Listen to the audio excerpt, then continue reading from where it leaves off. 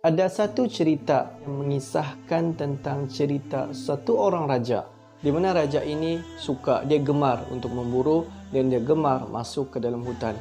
Dan pada kebiasaan raja ini akan masuk ke dalam hutan bersama dengan seorang dokter. Dan pada suatu hari, raja ni dan juga dokter, diorang pun masuk ke dalam hutan untuk memburu. Dan setibanya raja ni dan juga dokter ni masuk ke dalam hutan, tiba-tiba jari raja itu pun terluka. Lalu dengan segera dokter ni pun merawat luka di jari raja tu. Semasa doktor tu rawat jari raja tu yang terluka, raja tu pun berkata, betapa malangnya nasib beta. Lalu doktor tu pun menjawab, good, bad and who knows. Dan selepas itu raja tadi dan juga doktor tu pun balik ke istana raja tu. Dan setibanya di istana, jari raja itu pun telah bernanah. Dan doktor itu pun merawat lagi jari raja itu. Lalu doktor itu pun berkata, jari tuanku ni terdapat jangkitan dan perlu dipotong untuk mengelak daripada merebak. Apabila raja itu mendengar kata-kata doktor itu tadi menyuruh memotong jari dia, rasa murka, merasa marah. Lalu dia memanggil pengawal-pengawal yang ada di sana pada masa itu untuk penjarakan doktor ini. Itu doktor itu pun berkata, good, bad, who knows. Dan selang beberapa hari kemudian, jari raja itu pun semakin hari semakin teruk. Lalu raja itu sendiri yang minta jari dia akhirnya dipotong. Dan selepas itu, selang beberapa bulan selepas raja itu pun sembuh daripada luka jari dia, dan kemudian selepas itu raja itu pun teringin untuk pergi memburu balik.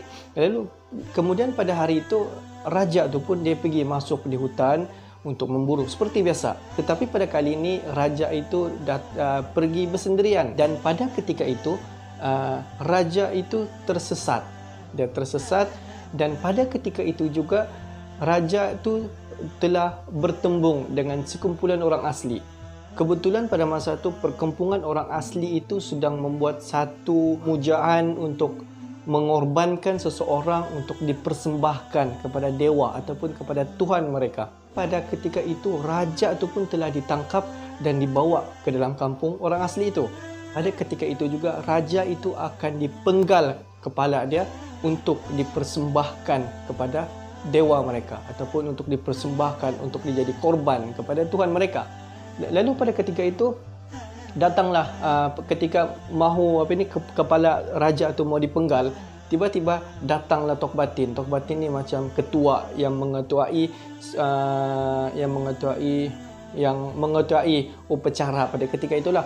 Lepas tu pun Tok Batin lari dan dia beritahu, berhenti lang dah. Jangan dulu lakukan lang dah. Sebab kita mau mempersembahkan, kita mau bagi korban ini kepada Tuhan kita. Kita mau yang sempurna. Kita tidak mau yang OKU, yang tidak cukup sempurna lang dah. Sebab dia hanya memiliki 9 jari saja. Kita tidak mau lang dah. Kita lepaskan sahaja dia. Dan selepas itu raja itu pun dibebaskan. Dan selepas raja itu dibebaskan, raja itu pun balik ke di istana dia. Setibanya raja itu di istana, lalu dia pun tiba-tiba dia teringat kepada dokter tu. Lalu dia pergi ke penjara. So dia bertemu dengan doktor tu. Hai doktor, beta ingin memohon maaf. Kalau bukan sebab kamu yang menyuruh beta untuk potong tangan beta, pada hari ini beta sudah tiada. Beta sudah mati di tangan orang-orang asli yang akan memotongkan kepala beta. Itu doktor itu pun terkejut. Salah lang dah. Kalau saya ikut tuanku pergi memburu pada masa tu, tentulah saya akan dibunuh, turut terkorban pada masa tu, sebab saya mempunyai 10 jari tuanku lang. Apa pengajaran yang kita dapat daripada cerita ni? Sebenarnya setiap peristiwa, setiap perkara ataupun setiap keadaan yang berlaku, setiap perkara yang berlaku tu pasti ada hikmah. Jangan cepat untuk kita menyalahkan takdir, walaupun sesuatu keadaan itu menyusahkan kita.